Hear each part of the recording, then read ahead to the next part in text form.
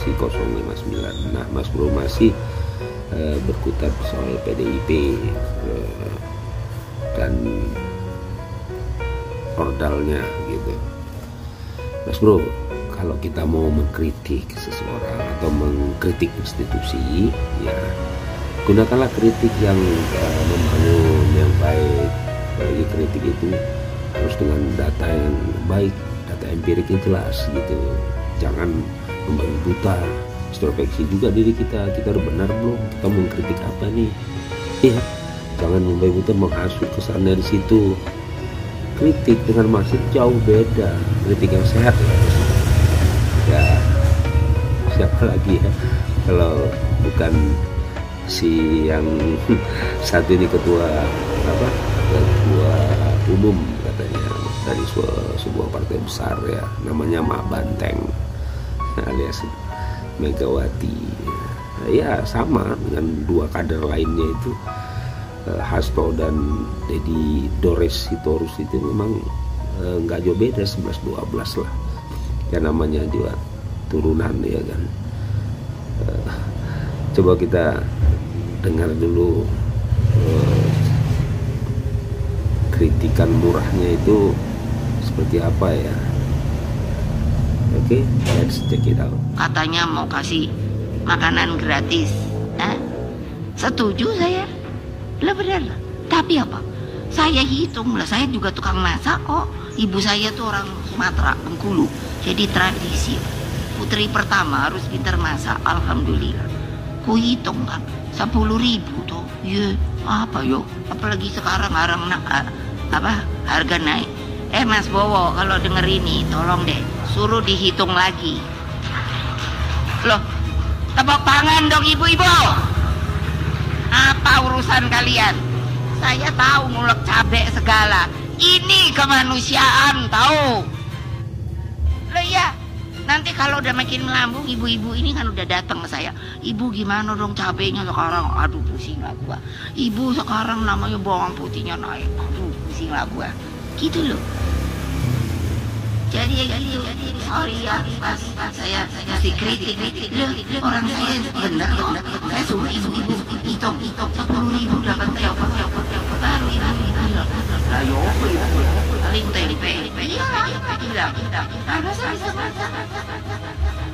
keren nggak beli tiga profesor juga masak gila.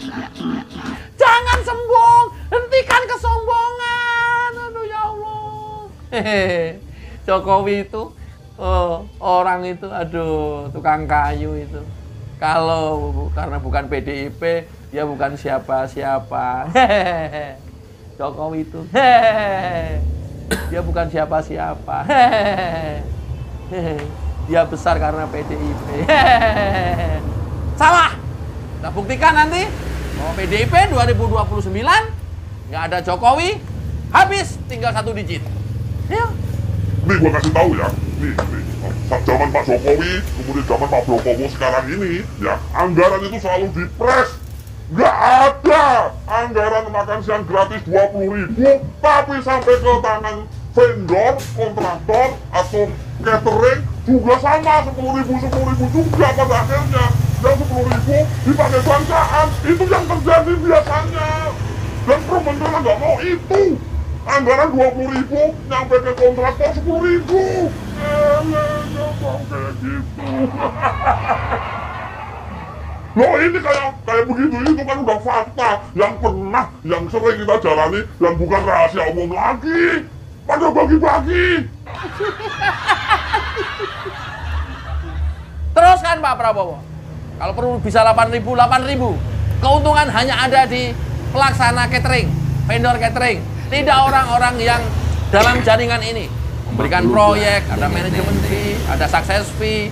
Nggak ada itu. Itu kan yang terjadi dari dulu. Makanya, kalau anggaran dinaikkan lagi, per porsi 20.000, sama. Sampai ke tukang masak 10.000 juga. Yang 10.000 kemana? Dibagi-bagi. Udah nggak ada eranya kayak begitu. Sekarang udah harus press anggarannya. Harus apa realisasinya segitu, ya segitu. Keuntungannya dikasih kepada orang yang benar-benar melaksanakan dan mengerjakannya. Bukan orang-orang jaringan yang calo-calo proyek, pejabat-pejabat yang memberikan proyek, bukan itu. Nggak ada lagi era seperti itu. Sekarang udah nggak ada lagi. Maunya 20.000, anggarannya 1 porsi. Faktanya nanti yang nyampe ke vendor 10.000 juga. Lo kayak begini itu udah, aduh.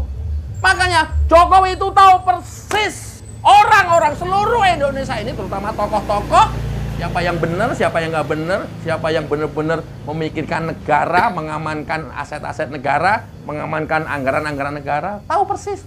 Siapa-siapa tujuannya kemana, untuk apa, mau ngapain, tahu persis. Si A, si B-nya tahu persis. Dan sementara baru Presiden Prabowo yang dianggap oleh Jokowi mau mengamankan ini semua dan bekerja 100% murni untuk rakyat. Tidak untuk dirinya sendiri, tidak untuk kelompok, tidak untuk partainya. Hanya ada Prabowo. Selain itu masih diragukan. Lo selama ini cuma bagi-bagi proyek terus kok. Gimana ente? Proyek 100% yang 30% keluar dibagi-bagi. Bisa jadi nanti realisasinya cuma 50%, 60%. Gila ini. Udah bukan barang umum lagi. Era Jokowi babat habis. Tender pakai e-katalog, udah nggak bisa ngapa-ngapain. Itu pun masih bisa dikondisikan. Yang buka e-katalog, bisa diajak kompromi, masih ada ngeluarin success fee. Kita buka aja sekalian. Masih ada. Tapi udah tinggal yang dibagi itu kecil banget. Dibagi-baginya itu kecil banget. Masih. Ini Indonesia udah kayak begitu kok. Gimana sih? Aduh, saya itu Indonesia itu. Saya itu presiden. Dan saya itu profesor, 3 profesor sekaligus. Saya tahu persis. Oke ya, kita prihatin. Hanya ada Jokowi dan Prabowo hari ini yang bisa mengamankan aset negara, yang bisa mengamankan anggaran negara, ya, yang bisa dipercaya memakmurkan rakyat Indonesia. Selain itu masih diragukan. Dan ini data intelijen yang pernah disampaikan oleh Presiden ke-7 Joko Widodo. Artinya apa? Akurasinya tinggi, informasinya A1, bukan hanya sekedar omon-omon. Oke ya?